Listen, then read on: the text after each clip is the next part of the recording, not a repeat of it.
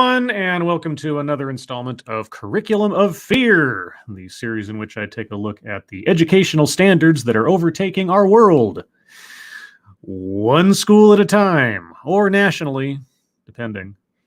Hope everyone is doing well on this wonderful Sunday morning. Quick hellos to those of you that have decided to join me as early as it is. Matt Barnes, Corey Suzuki, the Gay Rascal, Ethan Robbins, and the other choice. Good morning.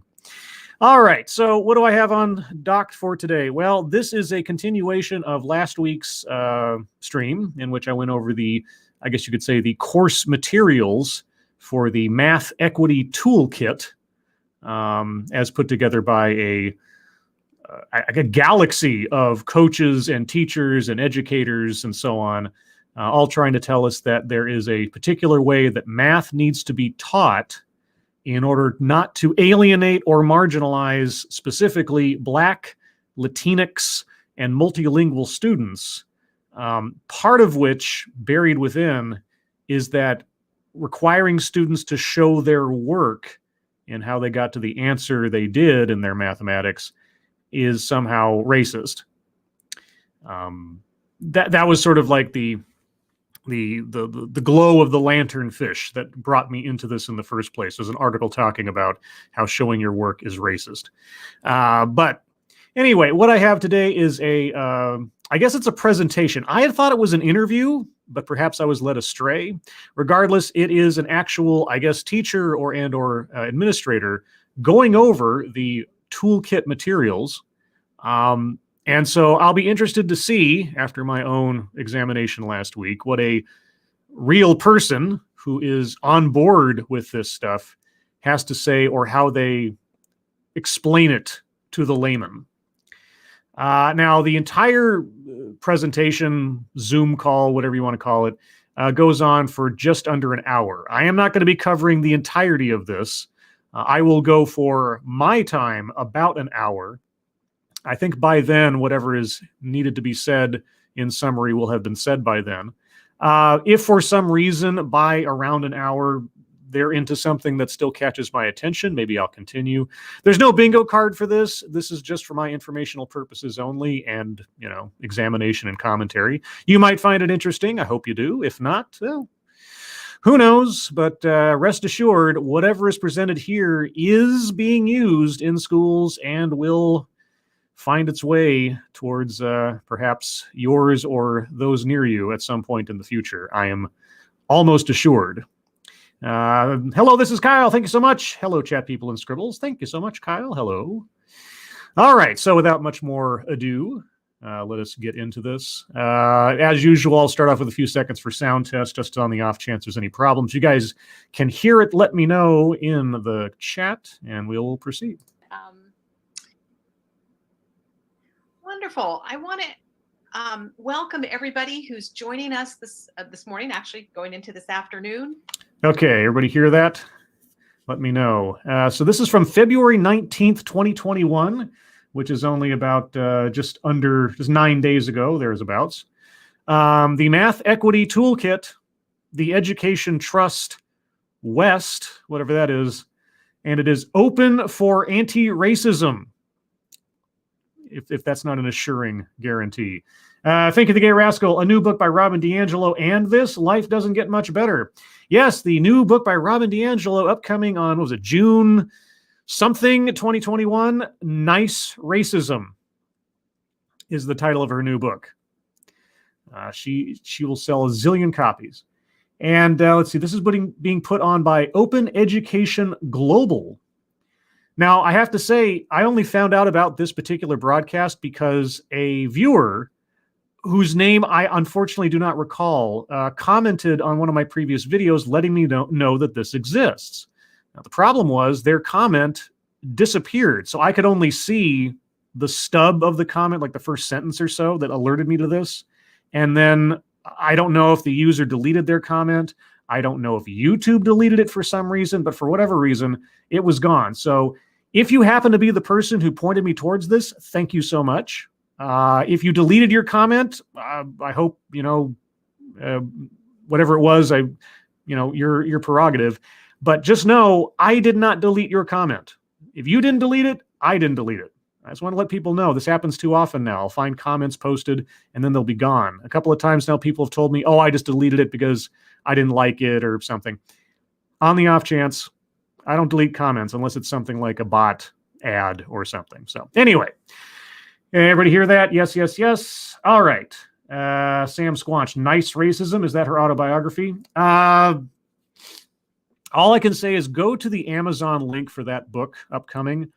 Read the introductory sort of summary. There is a lot of truth in there, but not necessarily in the way that they mean it. We went over it last night on Lords of the Night.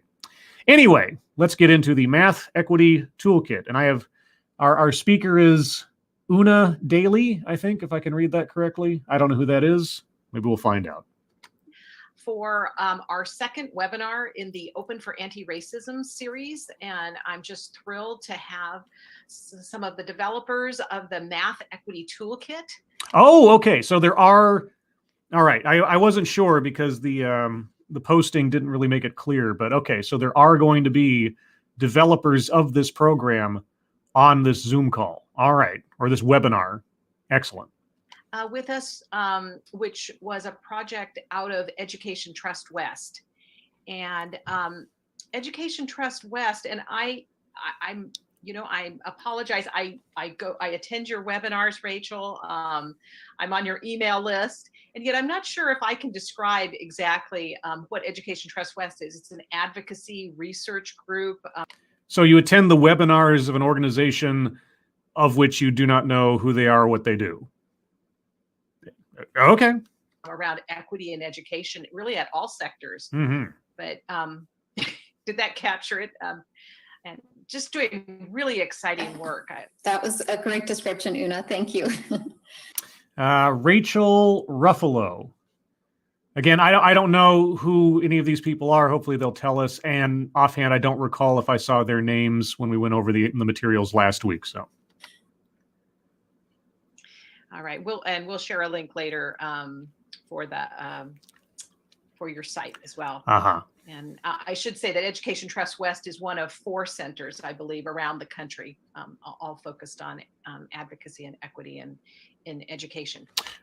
Is it the Education Trust West and the Education Trust North and the Education Trust East and the Education Trust South? Would those be the 4? Random guess. All right. Liz, next slide, please. Oh. You skipped one. Okay, no worries. I'm going to introduce our amazing speakers here in just one second. But we do want a little call out to the William and Flora Hewlett Foundation, who has been supporting this anti-racism project. Okay, so we know the people behind this. Again, guys, I'm watching this raw, so I don't know when the substantive Irate Bear part of the presentation begins. So you'll just have to bear with us as we go through it. Bear. Is really a leader in open education, equity, and anti-racism, not only in education, but really society-wide. And our focus today is the Math Equity Toolkit. Yes. Which is a really exciting project. Is it really exciting? I guess it's exciting for some people. Around making equitable classrooms, starting first with the teachers and their need to really reflect on who they are, what they bring to the classroom, what might be their implicit biases, and how to really work with their students. Yes, we have to have the teachers examine their belly buttons and look deep within themselves to assess themselves as inherently flawed without evidence or anything else. Obviously, I guess. Who may be the same as them or not, but it's it really that. Wait, maybe the same as them or not. What do you mean by same, I wonder? Process, that learning cycle, I think, is what Danny and Rachel would call it, and that's what they're going to tell us about today. Okay, next slide, please. Okay, so on the off, she'll probably say this anyway, but for clarity, we have a slide up showing our two interviewees, I suppose. Danny Waddlington, Master Math and West African Dance Teacher. Quetzal, I don't know how to say that, Education Consulting, San Francisco Bay Area. And secondly, Rachel Ruffalo, Director of Educator Engagement in Education Trust West, Oakland, California. All right. So I want to start by introducing Danny Waddlington. Danny brings more than 13 years of field experience, 2 Masters of Arts degree in education and educational leadership from some of the countries, and I must say from some of California's top universities. Mm-hmm. She's a master math teacher, helping to close the gap in numeracy acquisition for many students of color. Numeracy acquisition. These are all technical terms, I suppose. And in fact, if it's okay for me to mention, Danny, she is a local high school teacher here in the Bay Area, as well as one of the leaders, perhaps the co-founders of Quetzal Education Consulting. Is she a public school teacher? Because one of the things that I'm curious about this program is it being promoted and or I guess inserted into public schools? Because the implications of the materials we went over last week seem to, well, I don't want to say seem to, they do walk right over the line of discrimination on the basis of race and or ethnicity, depending on how you look at it, which takes you into some very sketchy legal territory when it comes to public education and federally funded schools. But I'll be curious to find out. And she's also an experienced West African dance teacher. She uses the interconnectedness of rhythm, movement, and math in order to engage her students and help them own their math identities. Math identities. Okay. Well, as I said last week, you can find math in just about anything. So yeah, if you can get across mathematical concepts to kids through dance or music or whatever, perfectly fine. I don't have any particular problem with that. It's an interesting combination, but fine. So thank you, Danny. Would you like to say a few words before we jump in? Yeah, I think you got it. Thank you. That's it. Okay. You don't want to say hello or nothing? Okay. Well, thank you for being here. And next up is Rachel Ruffalo. I hope I pronounced that correctly. She is the Director of Educational Engagement, or Educator Engagement, I should say, at Education Trust West, located in Oakland, California. And her career in education spans more than 20 years, serving as a teacher, new school developer, school leader, consultant, researcher, and advocate. And throughout this, she's been committed to pursuing equity and social justice. Yay. She was a first-generation college student and experienced the transformative power of education within her own family. Thank you, Matt Barnes. My math identity is the number 12. Why not? I'm hesitant to think that we'll get many definitions for some of these terms or concepts. What equates to a math identity? I would love to know for my own education. Whenever I think, well, in your comment there, I'm suddenly thinking of the old TV show The Prisoner, where everyone was assigned a number, and our hero, I believe, was number 6. Okay. As the Director of Educator Engagement, she works with school districts through a multi-year process that involves mixed methods research study. School districts. Okay, so more and more I'm thinking this is all meant for public schools. To identify opportunity gaps and systemic inequities. And the Math Equity Toolkit is an example of that. Rachel holds a master's in educational policy organization and leadership studies from Stanford and a master's in education. And Stanford? Oh, no. If you guys aren't aware, my channel, or at least materials that I've gone over, has a complicated history with Stanford University. You can find a playlist on my channel called A Stanford Education. or I took a look at some of their materials a couple of years ago. It was quite enlightening. And every time I hear that Stanford University is involved in something, I always get a funny feeling in my tummy, let's just say. Teaching and curriculum from Harvard. Mm. So thank you, Rachel. Would you like to say anything before we jump in? I think you got it. Thank you. Wow. Okay. Really inspiring. You both have such impressive resumes. I'm sorry if I got tongue-tied there. Yeah, all right, let's get on with it. All right, next slide, please, Liz. So for those of you who might be new to the Community College Consortium, we have been around for over a decade The Community College Consortium. Ooh. now. We were founded right here in Northern California, but we are a national organization. Uh-huh. We work with faculty Uh-huh. in supporting their professional development, Uh-huh. to find and adopt open educational resources and practices, Uh-huh.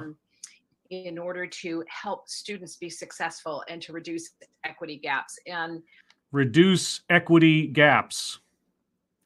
Remember, equity is equality of outcome. So make sure everybody ends up in the same spot. Doesn't that also require that you hold some people back so that the people who can't succeed in some places get to the same spot as those who would have done so otherwise? Yeah. so this particular project is really an example of that. Mm-hmm. Next Yeah, it slide, is. please, Liz. Why aren't you controlling the slides? Wouldn't it be easier for you to just click through and control? You have another person, a producer or something. If you're going to be if you're just going to be telling Liz to move the slides, why aren't you moving the slides? That's going to annoy me this whole time, I know. Oh. Yes. Keep going. Did you hit a syntax error? All right. So very quickly, and I'm sorry, my internet seems to have been a little slow there. Uh-huh. So for those of you who haven't heard of the Open for Anti-Racism project, I hope most of you have. I know that we have the I haven't. we have our faculty cohort, which is we hope our first faculty cohort going through this process. Yeah. And it's a one-year program to explore how faculty can use OER and open pedagogy to make their instructional materials and their teaching practices more anti-racist. Doesn't that sound a little creepy? More anti-racist. I suppose with the assumption that prior to this process, they were just infused with racism. Very interesting. Our faculty cohort, there are 17 of them from regionally dispersed California community colleges. You can see that it covers a wide range of disciplines. Okay, well, she skipped over part of her slide, so for those of you at home, I'm going to read the whole thing. Open for Anti-Racism, one-year program to explore how faculty can use open education resources, if I'm interpreting that correctly, and open pedagogy. I don't know what does that mean, open? Like when I think of like open source or something, it's just like public. Is it just like public? What does that mean? Open pedagogy to make instructional materials and their teaching more anti-racist. Participating faculty will learn about anti-racism, OER, and open pedagogy in a newly developed course entitled Open for Anti-Racism, or OFAR. Participants will subsequently implement plans in their classrooms in collaboration with students. I'm dying to know what that means. From administration of justice through sociology, social work, chemistry, math, etc. Yeah, chemistry and math. Totes racist. So really spanning just a wide set of disciplines. And we're so interested to see how the open pedagogy and OER works within different disciplines. And, you know, I know in talking with Rachel and Danny about math, we had a discussion around how, you know, sometimes when you come to teachers initially and say math may not be taught in an equitable manner, it may not be inclusive, and they're like, well, it's all about numbers. I mean, you know, what does numbers have to do with equity? Well, I mean, if we're talking about equations, maybe something, but yes, what do numbers, what does mathematics ultimately have to do with the equality of outcome for students? This is the $64,000 question. I'm waiting for it. And so I think we will hear a lot more about why that's so important. I am hoping why so. Teaching math Yes. is a key example of the Mhm. need for equitable thought. Teaching math is important for the need for equitable thought. I mean, I don't know what any of this means. It just sounds really creepy, doesn't it? All right, next slide, please, Liz. Hey, Liz, why don't you tell your boss here to do it herself?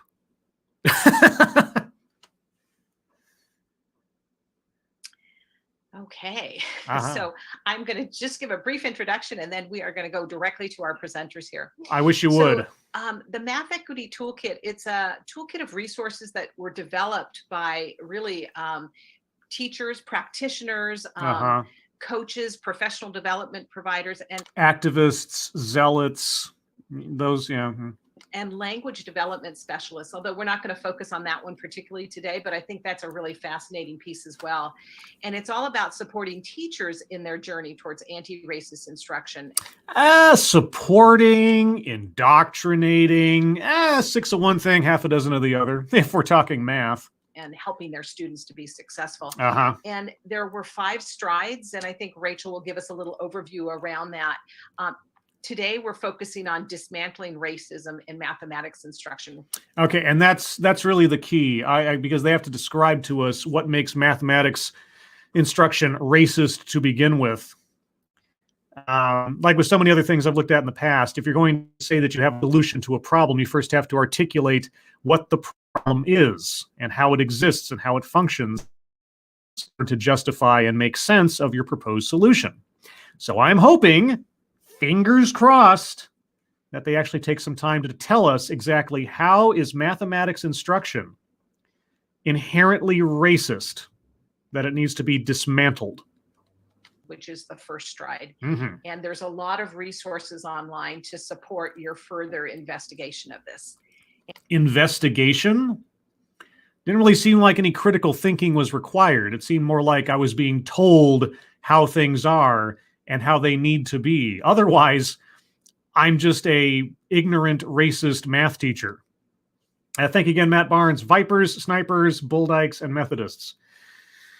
Yeah, anybody and everybody, but I want to get to the details. And at this point, I'm going to turn it over to Rachel and Danny. Thank you so much, Una, for the introduction and for the invitation to join you in your cohort and other guests today. I know that the word cohort has a basis in statistics and studies and things. It's not itself an odd term or out of the ordinary. It just, in this context, it just seems very bizarre. It seems very cult-ish in the way that it's used. I know. I'm reading into it too much, but heaven forfend. I'm just going to share my screen. Okay. I feel like I'm Nietzsche. I'm looking into the abyss. It's looking back at me. All right. So as Una mentioned, we typically share this with mathematics instructors, and we're just thrilled today to have an opportunity to talk more generally about the process of developing this tool to support you all in your anti-racist work in your own context, and believe that that much of the content is likely applicable to your context as well. I am dying to know from one of the authors and founders of this how this is supposed to work. I went over some of the stuff myself last week, but hey, I'm just a dumb schmo. I want to hear from the professional. I'm going to try to... I see a spinning circle on my screen. So the professional. See if I can advance the slides. The professional. There we go. Did it advance? Okay, there we are. So you've already heard about us, so I'm going to click through this. And as Una said, the Education Trust West is a nonprofit educational equity organization focused on educational justice and closing achievement and opportunity gaps through research, data, policy analysis, and advocacy. That all sounds very, very peaceful. And I would add to that also through practice. And so we do partner with practitioners throughout the state, through early childhood, through college. It's an important feedback loop to inform our policy and also to inform our research agenda. A feedback loop. Okay. Oops. Am I? Professional. Okay. Professional. I got shut down here. Okay, so I'm apologizing. Now, of course, who am I to talk? I've had my moments doing live streams and all. Yeah, but all the same. Let me reopen the. The slides. Okay. Click. No Clack. worries. Technology's always You weary. know, Yeah. I had it all set up, and now my computer is acting tired. Okay, let me see. I can also share. Okay. Okay. Yeah, that would be Yeah. Again, apologies I everyone. can Live get it back in TV, time for and your they were live presentation, I TV, can so it's support kind of you. Okay, let me- it's live TV inception or This is the liveception. moment when I always say, imagine what our students are going through. What? It's a humbling and a good reminder. I think about that too, like how What? challenging it can be for adults. Okay. Was there was another right. person there? Okay. I'm very confused right now. I feel like I'm watching one of those TV shows where I have to like go back 3 episodes to understand what's happening 2 episodes before or something. Just like what? Thank you so much, Danny. So I'm just going to share a really brief overview of the toolkit generally, and then Danny's going to dive into really the heart of Stride 1, which Okay. I think is Okay. really aligned All with right. the work of your cohort. Okay. So the toolkit is made up of these 5 different tools that we call them strides, and they were collaboratively developed Yes. to support teachers in providing equitable access to grade level priority math standards. Okay. Equitable access to grade level priority math standards. What does that mean? Our focal student groups are Black, Latinx, and multilingual students. Those are not groups. Those are demographics. Demographics. In grades 6 to 8, although we have found that the principles and the practices are really applicable beyond just grades 6 to 8 and really beyond just math. Uh-huh. Next slide, please. Yeah. So why is it needed? Yes. Why? Well, we were approached because this was in late spring where we knew that teachers were going to need to make some strategic instructional decisions due to the pandemic. And What does the pandemic have to do with this? They brought this up in the course materials, obviously, that we talked about last week, but I'm still bewildered. What does the pandemic have to do with this? The only thing the pandemic has to do with this particular initiative, as far as I can tell, is that the pandemic presented an opportunity, not that this was needed because of the pandemic. So tell me how this all makes sense. to the disruption to the school year. And as we started planning what this might look like to support teachers, we really couldn't ignore that the gaps in access to quality math instruction pre-existed the pandemic. So the pandemic has nothing to do with this. What are the gaps? How is math instruction inherently racist? And the conditions have just been exacerbated throughout this crisis. What are the conditions? What conditions existed before the pandemic? What conditions have been exacerbated by the pandemic? What are you talking about? And so we really seized this opportunity as not just to be like a COVID response type of resource, but really an opportunity to transform math education and to really help educators to think about what they can do in their own context. So this wasn't anything to do with assisting teachers in the course of having to transition to homeschooling through Zoom or something during the pandemic. It was about taking the opportunity of the pandemic to alter the way school is taught, or mathematics specifically is taught. Okay, well, I mean, you're kind of being honest, couching it in something more benevolent. But anyway, thank you, Matt Barnes. The pandemic has to do with everyone and everything. We must use it as a cudgel to attack any and all we do not like. Or just use it as an excuse as a delivery mechanism for your new ideas and everything. Take advantage of people who are scared. Take advantage of people who are out of sorts, or a system and everything has been disrupted, and find the weak point to insinuate yourself into. That's what it sounds like she is saying, even though she's making it sound much more, I don't know, friendly. To really be much more in tuned and responsive to the needs of students while being very cognizant of the systemic racism that exists and permeates all of our institutions and systems. The systemic racism that permeates all of our systems and institutions. Okay, tell me about the amount of systemic racism in yours. The next slide, please. So we definitely could not have done this alone. We brought together. Oh, I totally believe you. You could not have done this alone. It takes a lot of cooks to make this much garbage. A group of 35 amazing collaborators, including Danny, from all of these organizations, many county offices and universities here in California, as well as some national partners such as Unbound Ed and the English Learner Success Forum. Are you going to mention the Bill and Melinda Gates Foundation? Because that was what drew us all here in the first place. We had teachers and coaches, researchers, professional development providers, really a wide range of perspectives and expertise. Uh-huh. Next slide, please. We also grounded our work. So we had to work fairly quickly, and we brought together folks from all these different organizations. And so we wanted to ground our work in some guiding principles and foundational documents so that we could have coherence and some common themes and threads throughout all of the strides.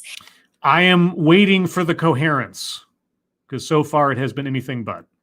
And so not going to go into detail, but just You're not going to go into detail? Offering this as, I think, an important approach to a complex task like supporting equitable and anti-racist instructional practices. Yeah, and you're not going to explain what that means? Not going to go into detail? Great, all right. So one of if you can go to the next slide, the first principle was that equitable access to high quality standards aligned curriculum and instruction should be universal. Try that again. Equitable access to a high quality standards aligned curriculum and instruction should be universal. Okay. How do you intend to achieve that? So we used the instructional priority content from student achievement partners to help us, to help guide our work in what of the teaching. I'm waiting for the what, but okay. What content? The next slide. The second slide the second principle is that barriers to equitable access to high quality curriculum are the result of structural racist and biased systems, not students' backgrounds, cultures, or family income. Okay, so you're dismissing any other factors that might go into whatever you want to consider to be barriers to access. The only barrier to access is structural racism. That's it. You're dismissing anything else that might explain why a particular student or indeed a particular demographic has a different outcome statistically than another. All right. So, God of the gaps theory of statistical analysis. There is only one answer, and that is the one we're sticking with no matter what. Okay. Thank you, Matt Barnes, but scribe detail would turn off the audience to our ideas. I guess explaining yourself, heaven forfend. She isn't actually reading the content of these slides, so I'll go over this quote she has on there, which as far as I can tell has no attribution.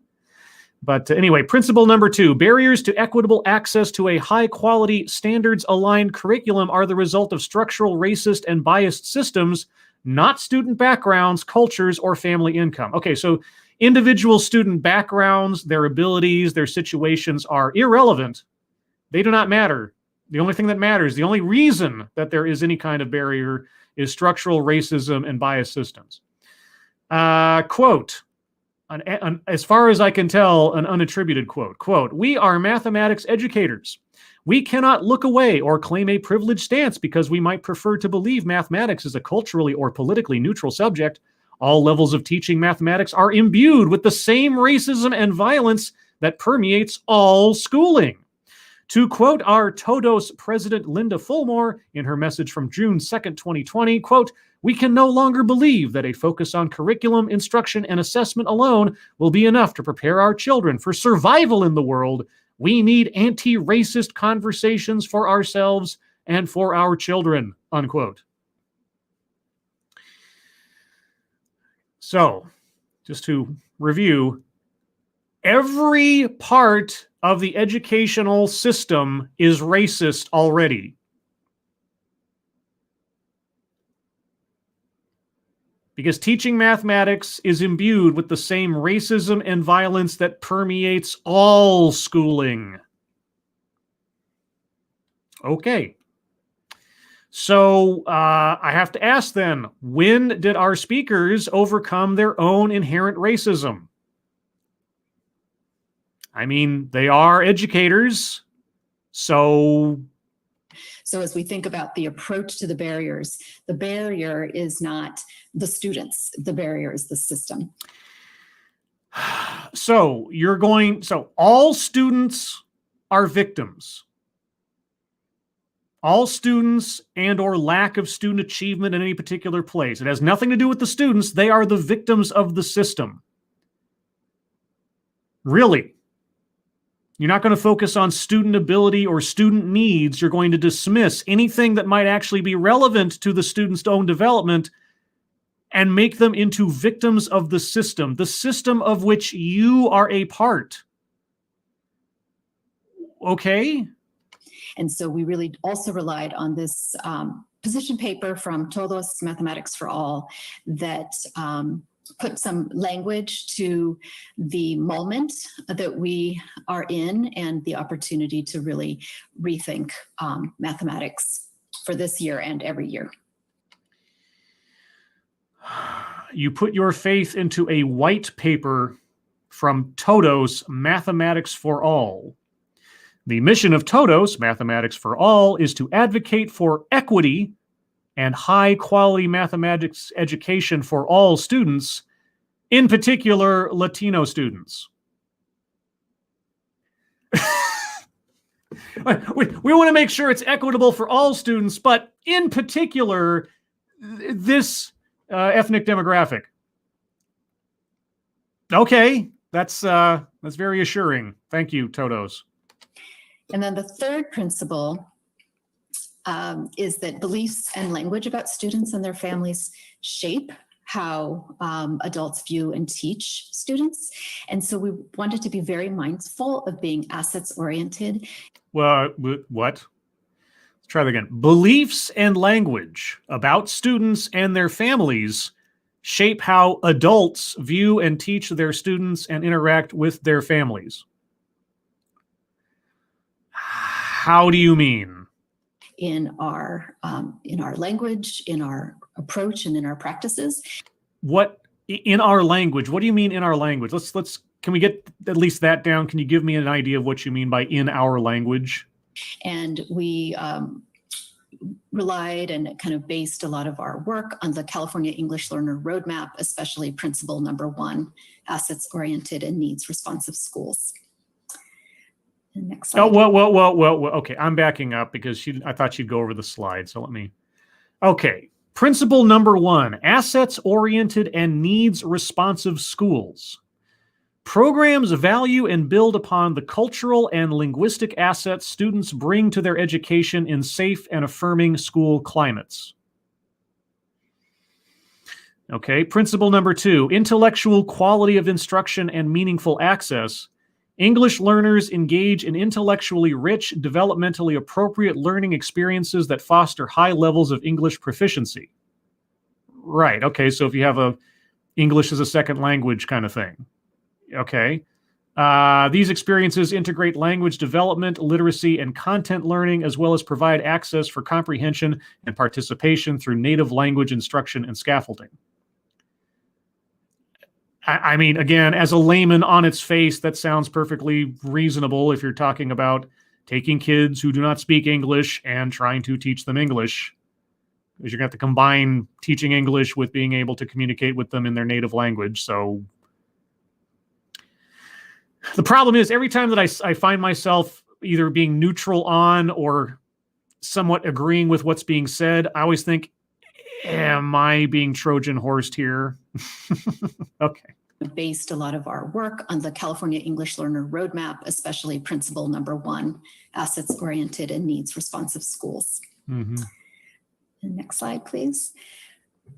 So our group, when we first began to put together the toolkit, we focused on the question of what are the barriers to equity? What is it that our toolkit is trying to support teachers to address? Yes. Okay. Finally, you're going to answer this question, right? You're going to describe for us the problem that your process is meant to solve. All right. This is what I've been waiting for. And we came up with many ideas, and Wait. You came up with the ideas. Wait, before or after you had the toolkit? You should already know what the ideas are because your toolkit was built to defeat or quote unquote dismantle those barriers. Why would you need?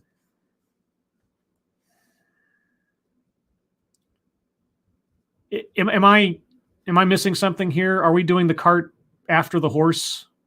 No, the horse before the after cart. What? I invite you to answer this question in your own context. No. I don't answer this in my context. You answer this because you are offering a solution to the problem. You have to articulate the problem that your solution addresses. You don't, boy, oh boy. You know what this reminds me of? And I've mentioned this several times recently. There is in my diversity imperative playlist, somewhere in there's an interview with the Chief Diversity and Inclusion Officer of eBay. At the time, I don't know if he still is, but at the time he was the Chief Diversity Inclusion Officer at eBay. And he was being asked similar questions. And he was asked, like, what does diversity mean for you or mean for eBay or something? And I'm paraphrasing, but he said, well, we had to go around and ask the employees, what does diversity mean to you? And it's like, why would you, the Chief Diversity and Inclusion Officer, have to go to the employees to find out what diversity means or what a diversity outcome looks like? Why? You're supposed to be the expert. You're supposed to be the one in charge. You should know. You guys don't create a toolkit for a problem you don't already know how to describe. You don't ask me to describe to you the problem that your materials are supposed to solve. No, that's not how that works. What barriers to equitable instruction do your students experience? No. If the entire school system, every element of schooling, has systemic racism imbued within it, as previously stated, then you should be able to tell me. Because if I'm the teacher and I'm being presented with this toolkit, I'm already part of the problem. I'm already blind to it because I didn't know I needed your toolkit until you said you had a toolkit to solve the problem that is apparently affecting all of my students without my knowledge. So you need to tell me what it is that you see as the problem your solution solves. That's not how this works. And I invite you to put in your response in the chat. As you do, thank you, Danny. As you think about that, I'll share some of the ones that our team came up with. Your team came up with them before you created the toolkit or after? Because it sure sounds like after. On the next slide. So we had many, and we found that they spanned instructional barriers. Some were structural, some were systemic, and we wanted to focus on barriers that teachers are have some control over in their context, and those who are supporting teachers. And so you'll see we have these 5 that we focused on that created the basis for each stride in the toolkit. Okay. So these are the barriers that you created the toolkit to overcome. So if these are the barriers you created the toolkit to overcome, what does anything that I, as a teacher, separate from this and without any knowledge of these barriers, what purpose is there in me telling you what the barriers are? You're supposed to tell me, but you invite the chat to put up, what are the barriers in your context? Well, so is your toolkit a one-size-fits-all solution no matter who has a problem with what? Or is it just that I have to accept ahead of time that, yes, there are barriers, and yes, my school is racist, therefore I need your fix? And the first one, this acculturation of bias and racism in school systems and mathematics instruction. That presupposes that racism already exists in your school instruction. Do you have any proof of that? That is a presupposition. That's not a barrier. It's an assumption or an accusation. Is the one that we'll be focusing on today with stride 1. The other 4 are really about teacher training and curricular supports and supports for teachers to shift instruction and to build their capacity to meet students' needs, both in language development and social, emotional, and academic development. And so those are all great strides as well, but we won't be focusing on them today. Okay, well, since she's not going to be focusing on them, I will read the other ones. Number 2, lack of curricular supports and teacher training to develop students' mathematics conceptual understanding. Lack of curricular supports and teacher training. Okay, how is teacher... I know she's not going to answer this, but just for the sake of my own brain, what parts of teacher training are currently inadequate? What supports are lacking in the curriculum? Just that there is a lack. In what way? Lack of curricular supports and teacher training to scaffold for language development in the mathematics classroom. Why is it the responsibility of the math teacher to teach linguistics? I mean, if you have students who are ESL or whatever the situation is, then I suppose you have to be prepared for that. But is it really the chief or primary responsibility of the mathematics teacher to do language development? I mean, beyond, say, mathematical terms and such. We're talking, this is primarily for 6th to 8th grade students, right? So the end of elementary school and into junior high, thereabouts. Next, lack of coherence among students' social, emotional, and academic development in mathematics learning. What does that mean? Emotional development and mathematics learning. Social development and mathematics learning. Academic development, I could see that. What does mathematics have to do with emotions? What does it have to do with socialization? Outside of making a, fun classroom, I guess, but are all math classes just stone cold sterile rooms with no heating? And lastly, lack of sustained opportunities to support educators' growth from applying principles of equity to becoming anti-racist educators. Lack of sustained opportunities. So you think that the absence of trying to turn math teachers into activists is a problem? Of course you would. Of course you would. All right. Thank you, Andrew Joyner. If I wasn't a white boy, it would actually give me an excuse for effing up my exams. It's the system. Yay. That's the thing. If you're saying outright that we should just dismiss the possibility that students' backgrounds, whatever that means, because they're not going to tell us, but that individual student situations, individual student ability or merit or whatever is not a factor in the ultimate outcomes for students, but instead that any outcome that exists that we see as a problem is a result of the system, how are you teaching students?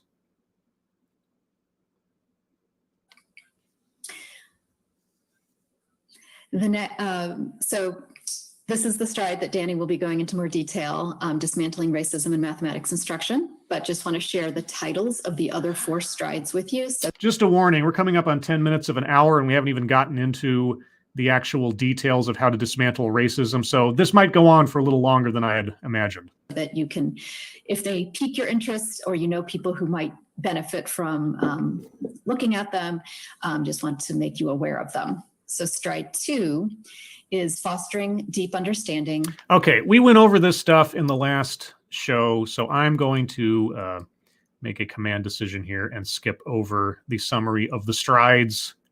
I did that. I want to save myself a little time here. So visit the website. We did that last week. Yeah, I should have. Yeah, deep dive sessions. Yeah, you're going over your website. Okay. Deep dive into stride 1. For Danny to share. Thank you, Danny. Thank you, Rachel. All right, so I am going to do a deep dive into stride 1, but like Rachel said, the deep dive sessions that are on the website are really important, and I talk a lot more there about how to use the tool. So today I'm going to talk more about the purpose of the tool and like what you might learn from using the tool. But if you want to learn how to actually use the tool, you can check out that deep dive as well. Okay. So when we got invited to this project, or when I got invited to this project and thinking about the barriers that students face, I really did think about teacher beliefs and teacher biases and how that impacts learning, especially in the math classroom, because you assume teachers possess biases. Have you talked to the teachers? Do you know their minds? You're just assuming they have biases. Biases that negatively affect certain student demographics in mathematical educational outcomes. Okay. we know that the outcomes for math students are very racialized. And we know. How do you know? a lot of the approaches to math have been like, how do we do math better? And I think that that's great, right? We also need to teach and engage with math in very different ways. But if we don't actually address racism, then we can't deal with the racialized outcomes. Evidence for racism, please. So much of math takes kind of a colorblind approach to the way that we have done math reform. And what about mathematics is inherently racist? Where is the skin color assessment in mathematical theory? And that then just leaves better math, but not, like, the question is for whom, right? I don't know if that is the question. How does skin color play a role? So yes, we have access to a different kind of math, different ways of learning math, different ways of thinking about math. But if they still don't encompass like this idea of racism, then we haven't actually gotten to the root of the problem. We fixed maybe a symptom or how it might present itself. But as we know, there are still racialized outcomes. So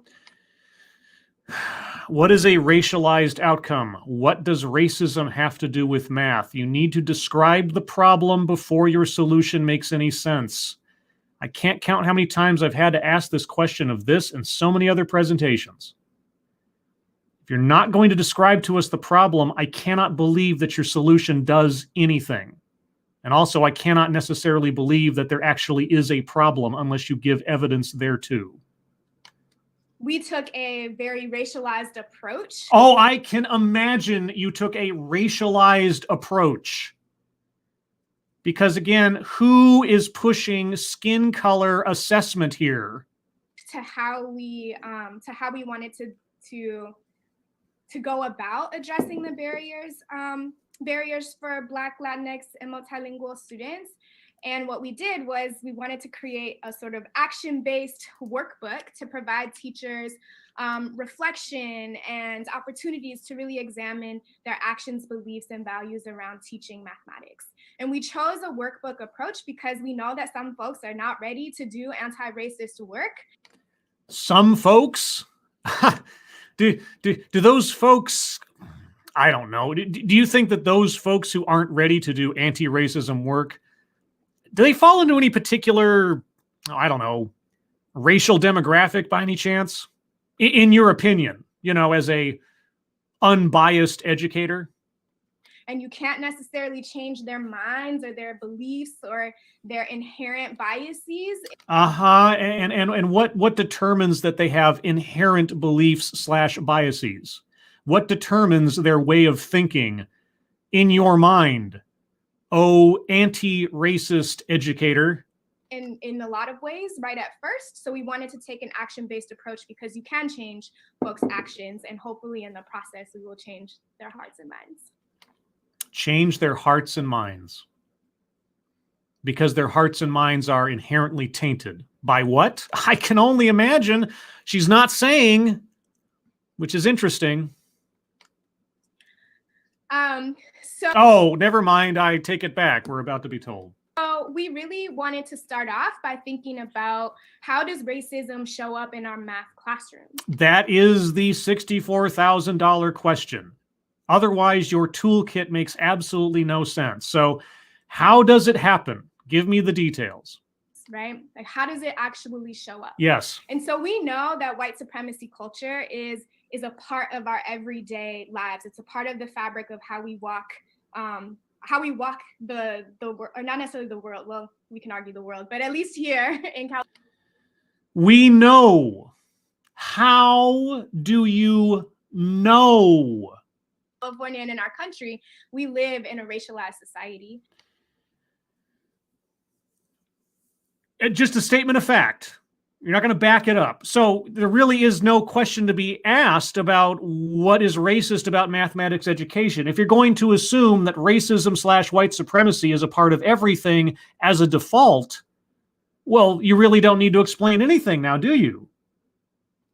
And so if we aren't very clear about thinking about how white supremacy culture like shows up, then we miss it, right? Because white supremacy culture is one of those things that just permeates.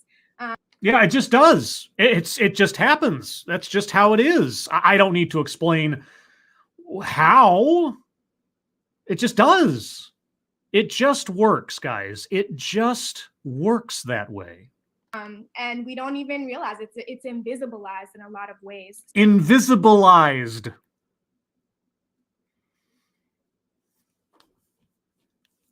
So, it is unseen. It is intangible. It cannot be felt or smelt or touched, but it just is. Okay. So we really wanted to visibilize how it shows up. Yes. All right. So tell me, when you visibilize white supremacy, how does it show up in the math classroom? And we wanted to make clear that it shows up in everyday teacher actions. It's such as? Not like, oh, I'm like a lot of teachers decide, oh, I'm going to be racist today. Well, you know what? It actually does sound like that's what you're saying. You know, because racism is a choice. Racism is an ideology. Racism is a belief system. Racism is a conscious choice to discriminate people on the basis of their skin color. Treat them differently, either elevate them or denigrate them. So you are saying that. My word. That's not a thing, right? Like, people don't always do that. But they don't always do that? Oh, okay. But we can still perpetuate white supremacy culture. How? By engaging in what we might see as everyday typical math things. Such as? And for those of us who aren't also math teachers, like, I'm going to give us an opportunity to think about like the ways that it shows up in math classrooms. Such as? but I'm sure you can read some of these and be like, oh, I actually do that in my class. Thank you, Matt Barnes. Is Visibilize anything like Simonize? Well, yeah, only your local Mako merchant knows for sure.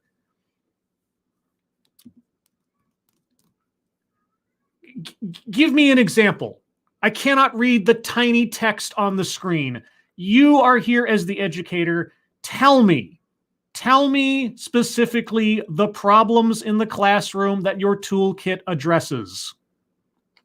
So what I'm going to do is I'm going to, on the next screen, here are what we saw as the ways that white supremacy culture show up in math classrooms. And I want you to take a moment to read them. And if I can, I'm going to put them in the chat box in case you can't read it. Okay, now we went over these, or I went over these in the last stream. I don't know if I went over each and every single one of them. I may have. But all right, we're getting to the root of it. Are we going to hear some more details? Probably not. On the screen. So let me take a minute to pause real quick. I'll put them in the chat box so you can actually see them. Or you could just read them out loud. What I want you to do is in the chat box, if you don't mind thinking about what are some of the ones that maybe you have engaged with, what are the ones that you've seen happen, which ones strike your mind as maybe not something that you recognized before. I invite you to subsume our accusations as truth. Thank you, ex-Bubba Hotep. In before I smack my head on my desk, causing me to lose math skills. Yeah.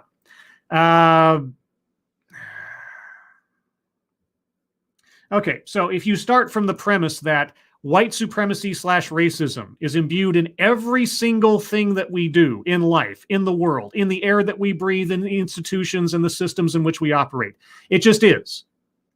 There's no question. There's no doubt. There's no reason to ask how. There's no reason to ask why. It just is.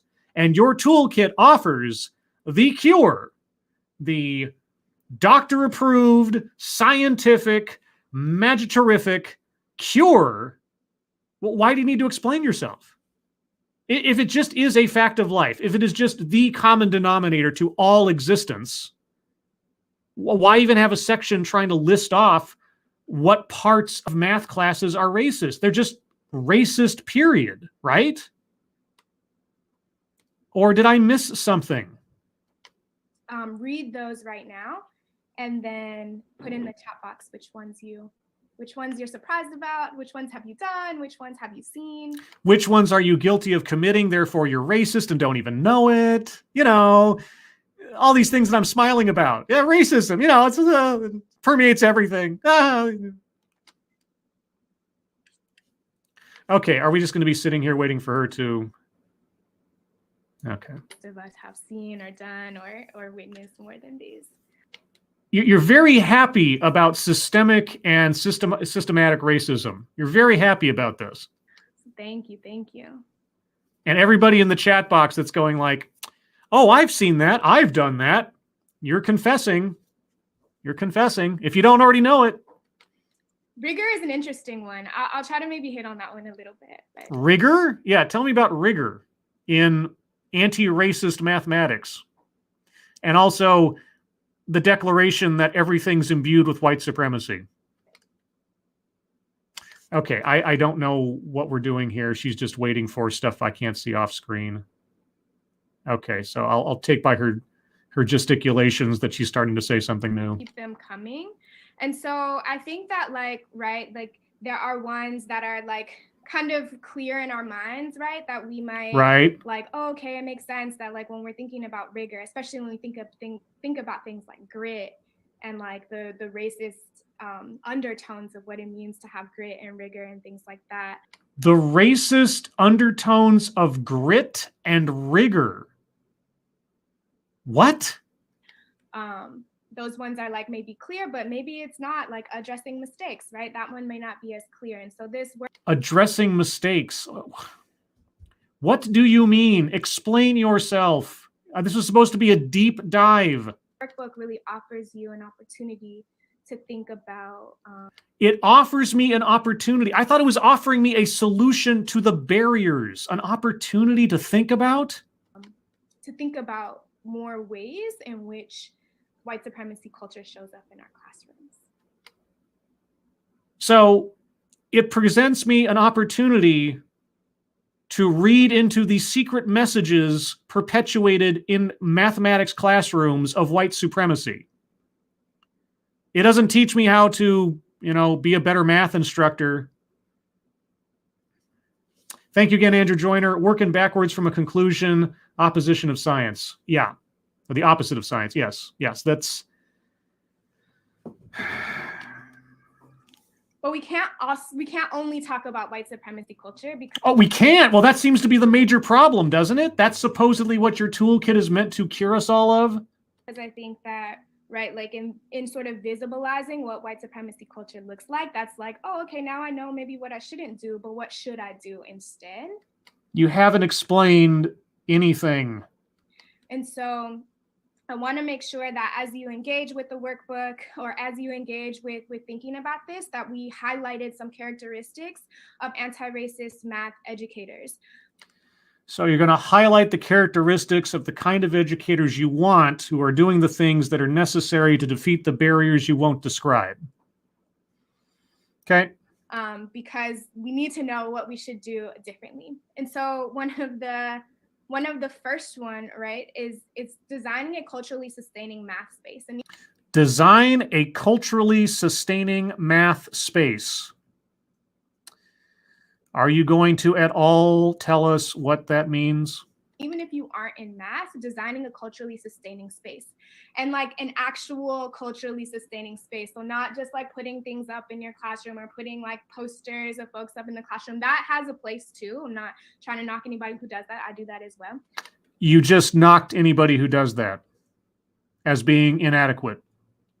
But really making sure that we design our spaces for students of color and for folks who may or may not be in our classrooms that still need to be centered, right?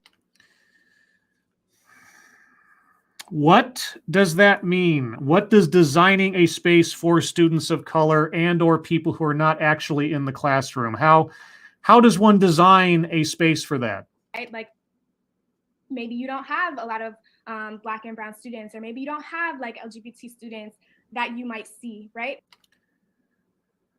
I would hope that from 6th to 8th grade, we don't have any kids who are sexually active that know the answers to those questions definitively about themselves.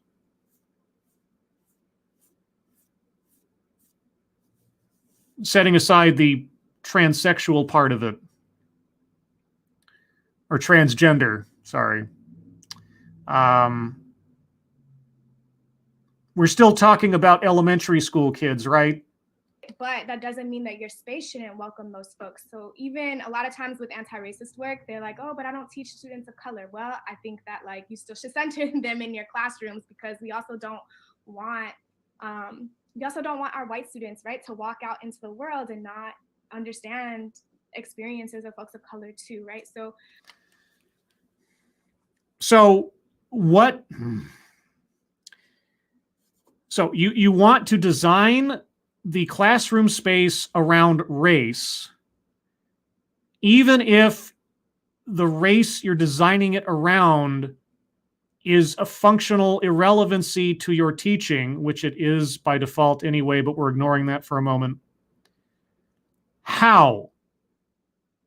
Describe for me what a student of color censored learning space looks like. What does that mean? You said it is not just putting up posters on the walls or something. Okay. What is it then? We have to make sure that our spaces are really culturally sustaining. So think about, for example. For example? Oh my God. All right. Give me an example. Like, I know that we like to think about routines, but for folks of color, ceremony is really important. So how we open our class, how we close our class is actually more than just, oh, we should do a routine because students should follow it. It's like, that's actually part of like how we live life. And so thinking about how do you design spaces that are culturally sustaining for students. That meant nothing. What do you... So I can know the mind and processes of a student on the basis of their skin color. Oh, you have skin color, blah. You must be really big into ceremony. What? Ethnomathematics is also really important. It's Ethnomathematics? how we deal with numbers on a regular basis. There's no way that you have gotten up today and have not interacted with math or numbers. There's no way. You've done it already today. And so ethnomathematics is really thinking about what are those everyday things that we sort of engage with that encompass numeracy or math or mathematics, even in ways we don't necessarily realize. And such as that goes beyond bringing like real world examples into the classroom. Because a lot of times what we do is we say, okay, we have this like thing to teach. Now let me figure out what in the world like does that. And it's like, no, you walk the world and you engage in math every day. Our speaker is a master math teacher.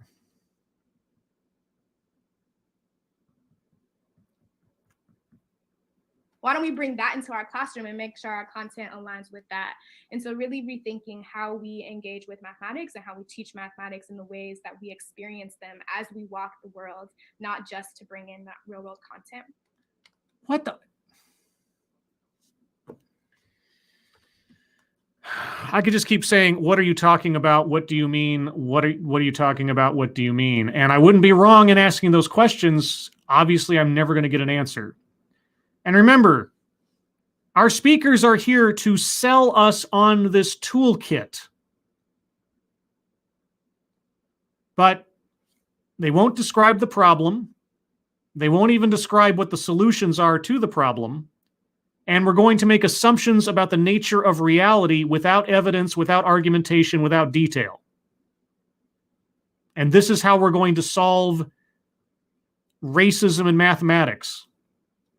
And that's true for folks who are not math educators as well. Like, I think we do the same thing like with ethnic studies. We treat ethnic studies like content, and it can be, but ethnic studies is also a pedagogy and an approach.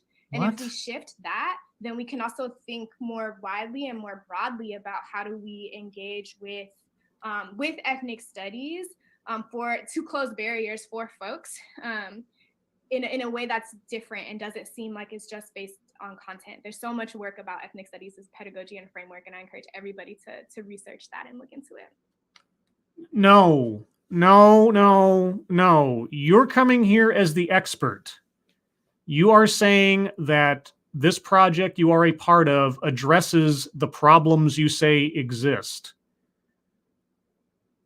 You're supposed to be selling me. I'm not supposed to be going out and educating myself on stuff when you're not even telling me what it is that I'm supposed to be looking up. I have a feeling our speaker has absolutely no idea what she's talking about. Absolutely no idea what she's talking about. All of this is just filler. It's not saying anything. It's not defining anything. It's not teaching anything. I'm not going to go much longer with this. Perhaps I'll go to the bottom of the hour. And then I think I'm done. I think I might be done with this. Because even the people involved in its creation or salesmanship have no idea what it is that they are actually proposing. Also, I know we've already had some comments about what rigor is and what rigor is not. And yeah, okay, because I don't even know. You mentioned these things. You said that rigor and quote unquote grit, and I don't know what those means. Are those anagrams for something, abbreviations for something? Like, what does it mean? What are you talking about with rigor? I know what rigor means sort of academically, like academic rigor. It stands up to examination and so on. What do you mean? Another day we can go more in a deep dive. No, not another day. You don't. Oh, for crying out loud. Like what we mean to say make rigor accessible through strong and thoughtful scaffolding, and really that is important, because I think a lot of times we sacrifice rigor to make things easier for folks just so that they get through it. And then Okay. Yes, if you dumb down the process or you don't hold students to a particular standard of quality, then yes, you're going to not have the kind of academic rigor required to actually teach students a discipline. Yes, I think that's what you're getting at. And a lot of times we actually over scaffold even when they could just be rigorous. And so really thinking about how we can redefine rigor and really think about rigor and scaffolding in a very, very different way. What different way? What? Okay. Of course, we want students of color to close the gap in access to STEM fields. I'm not going to talk more about that one, but that's also really important, especially in the Bay Area. And so, what are you going to talk about? You've told us over and over and over throughout this what you won't talk about, what you're not going to get to, what you will not go into detail on. Then what are you talking about? Why don't you make a presentation about what you're going to talk about instead of throwing out concepts, ideas, and temptations of things that you're never going to get to? Why bother wasting yours or anyone else's time with things you're not going to explain? Silicon Valley, we're right here, and like we are leaving out, like our population, even in this space in Silicon Valley, doesn't match, right, the employment. And so really thinking about that. What? Encouraging multiple and varying ways of sharing and communicating knowledge. This is so important. Okay, is it important enough to give us details? I can't talk about how many classrooms I see students just get shut down for like doing things differently. We have different ways of being, and all of that has to be incorporated into our classrooms. We can't not do that. Classrooms shut down for doing things differently. What do you mean? What classrooms have been shut down? And what were they doing that purportedly led to them being shut down? What were they doing differently? And it's more than just like allowing it. I think whenever you get to a point where you say you can allow something, we have to like check that a little bit, because why is it what's allowed? Like we literally just exist. What? And so how can we make sure that our students are being able to exist in spaces the way that, you know, exist as who they are in our spaces and communicate their knowledge and their ways of sharing it in that way? Because a lot of times what happens is if someone is not explaining it the way that we taught it or explaining it the way that we think is academic, you know, language, then they're shut down in their thinking, and that's not okay. What? What is that? What the fuck is that? Big one, supporting students to reclaim their mathematical ancestry. It bothers me when certain mathematical concepts are connected with certain people when we know they existed beforehand. What? And that's really important because like we just know, like, you know, anyways, I won't go into that, but I think no, okay, I'm done. I'm out. I'm done.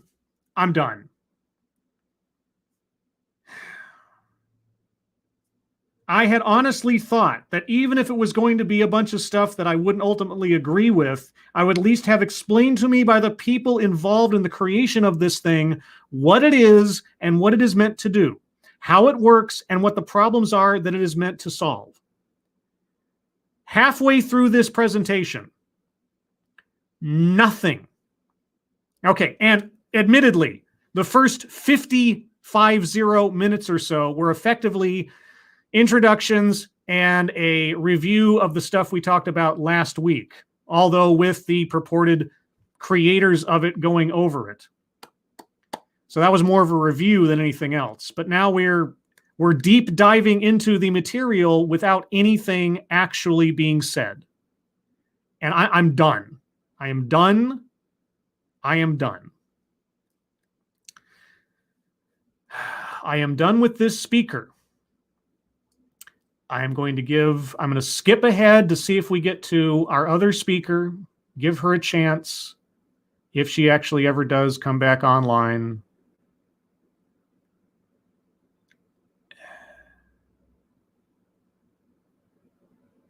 This, okay, here's somebody new. There's somebody new. I don't know who these people are. Okay. So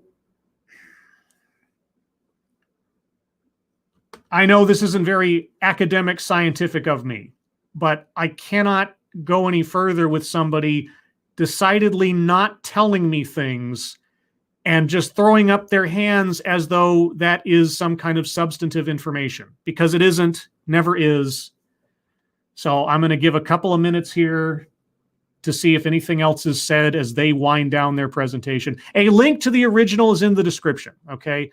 If somehow, it's possible, if somehow I have skipped over something of actual substance, my bad. But I couldn't take any more of dropping terms and phrases and concepts without explanation, as though that was good or somehow relevant or helpful here.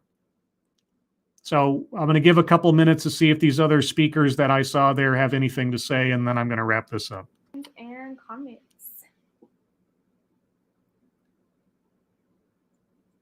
You all don't have to be shy. You can unmute or you can chat.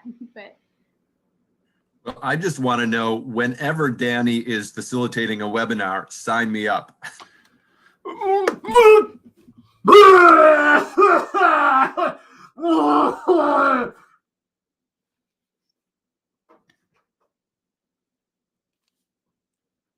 Really? Really?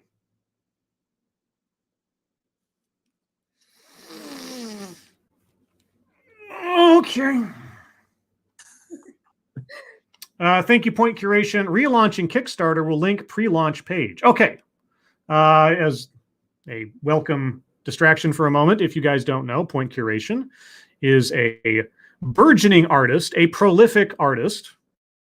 He is working on a whole bunch of paintings and series and stuff. There's a Kickstarter link in the chat there. Go check it out. Go check out his work.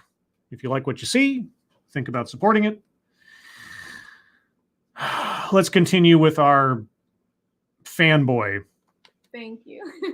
Absolutely. I feel refreshed and inspired. Thank you, Danny and Rachel. Man, those other whatever half hour or whatever I skipped over must have been just amazing. If the first 10 minutes was any indication. Thank you. Is that it? Is that all?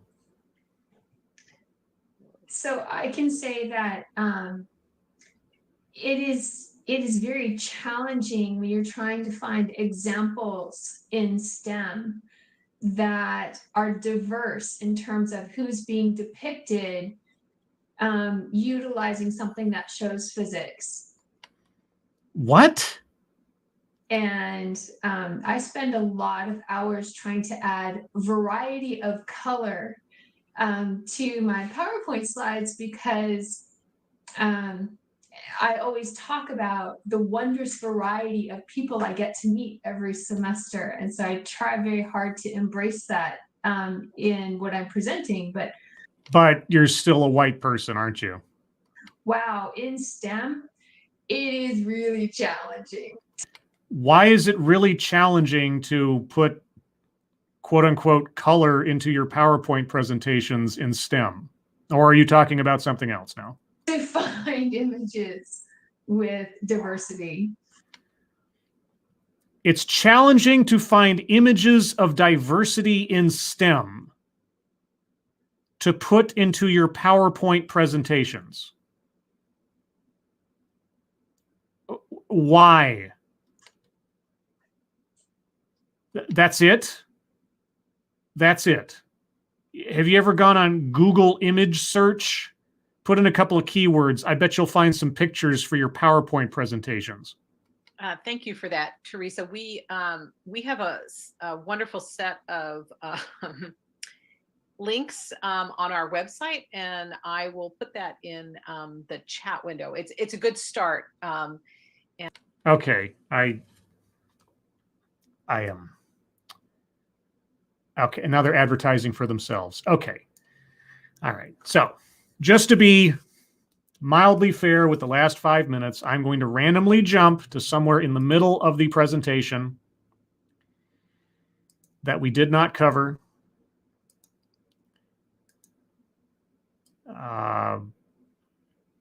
I don't know. This goes on for a very long time. I don't know what that is. Folks, Folx. Did she just? Why is this so long? Why is this so long? What would it look like if Black, Indigenous, people of color were thriving?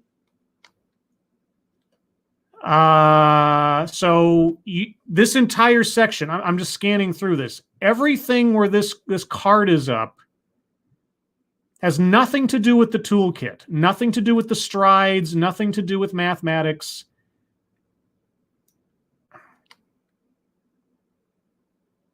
As you are turning your cameras back on, again, thank you so much for freedom dreaming with me.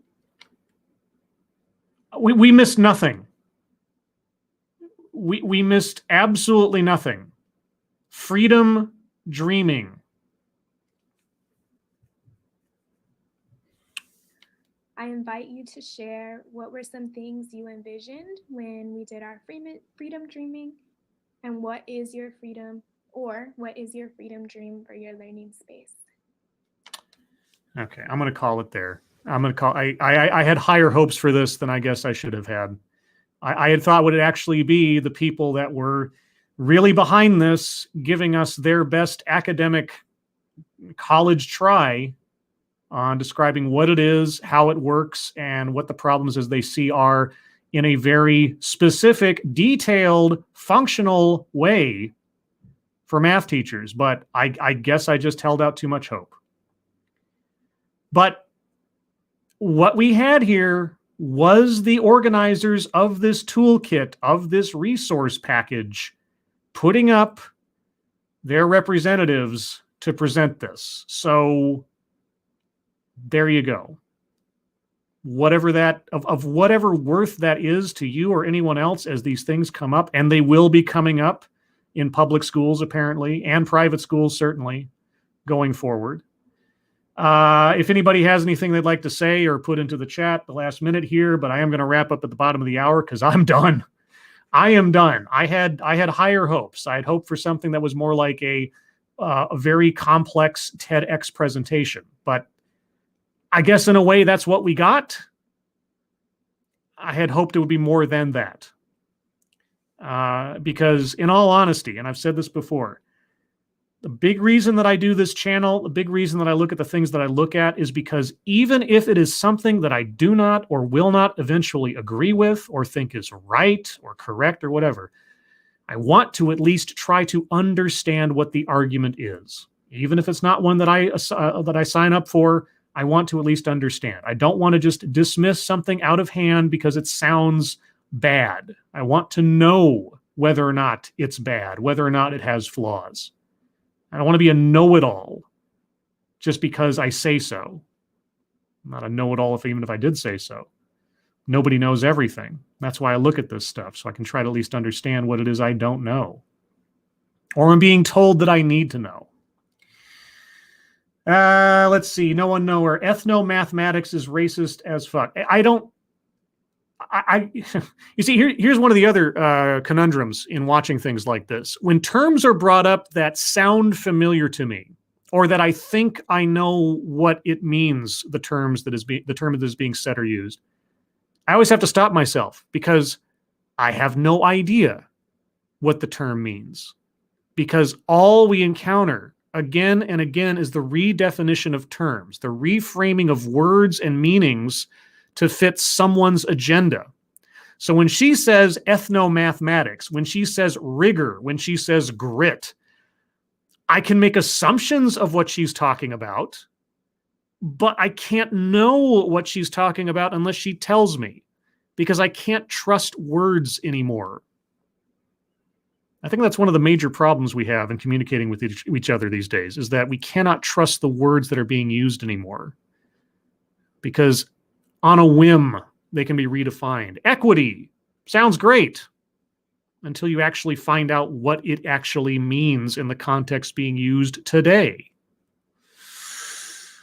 But anyway, everyone, we're at the bottom of the hour and I am done with this. I have to extend a certain level of apology because I had thought this would be more educational than it turned out to be. I was as disappointed perhaps as you were, but along the way, it does tell us something. It tells us that when put to the test, seemingly in front of a whole bunch of other colleagues and professionals, there is no explanation. There are no details. There's no use in going into any further examination of things. It just is the way we say it is, and you're going to use this, and if you don't use this, well, then you're just perpetuating evil thoughts and evil things. And I won't talk about that now. Why not? This is the time to talk about it. And mathematics apparently involves freedom dreaming. What were some of the things you envisioned when we did our freedom dreaming? What is your freedom dream for your learning space? Why aren't you telling me what the answer is? You created the toolkit. What are the tools? Why do you keep asking people outside of this to tell you what their answers are? Then why would we need you? You'd be surprised how many times I encounter this way of thinking. But anyway, everyone, thank you so much for joining me on this journey together. Maybe we learned something, maybe we didn't. I'll have to digest this over a certain amount of time, perhaps 1,000 years, like a sarlacc. But if you'd like to hear more from me or Satsu 2 Cents, you can find the two of us tomorrow night on Satsu 2 Cents' channel at 6 p.m. Pacific, 9 p.m. Eastern for another episode of The Lords of the Night, where we will go over the news of the day, news stories you submit, what we've been up to on the internet, and then your questions and comments. My next episode of TED Excellence will be this coming Thursday at noon Pacific time, 3 p.m. Eastern. And next Sunday, I'm not quite sure what I will do, but I will do a stream of some kind or another or cover a different topic, because I think I might be done with this one for a bit unless something new arises. And you never know, because tomorrow is another day. Everyone, hope you all have a good rest of your Sunday. Hope you are all safe, well, and warm. If you're not well, please get well soon. If you're not warm, curl up into a ball and hope you get warmed up, I guess. Yeah. I have no other parting words, I suppose. Goodbye, everyone. Take care.